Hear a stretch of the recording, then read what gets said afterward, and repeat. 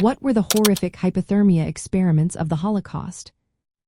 Have you ever wondered about the extreme lengths to which some individuals went during the Holocaust in the name of science? The hypothermia experiments conducted by Nazi doctors are among the most chilling examples of this. These experiments took place mainly in concentration camps like Dachau and Auschwitz.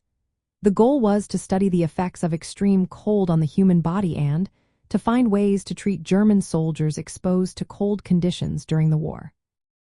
Prisoners were subjected to horrific conditions. Many were stripped of their clothing and forced into icy water tanks for hours. Some were left outside in freezing temperatures, unable to move or seek warmth. The suffering was unimaginable, with victims often screaming in agony as their bodies succumbed to the cold. Once the doctors induced severe hypothermia, they attempted various methods to rewarm the victims. Some of these methods were not only ineffective but also cruel. For instance, some individuals were abruptly placed in boiling water, which caused further injuries or even death.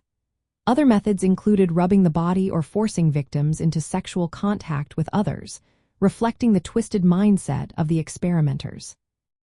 These experiments were overseen by doctors such as Sigmund Rascher, who reported directly to high-ranking officials in the Nazi regime.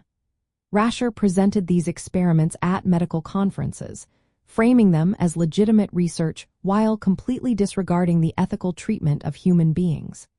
Tragically, many victims did not survive the experiments, and those who did often faced lasting physical and emotional scars. The hypothermia experiments are a stark reminder of the brutal medical experimentation that took place during the Holocaust. They highlight the inhumane treatment of concentration camp prisoners, who were reduced to mere subjects for cruel tests.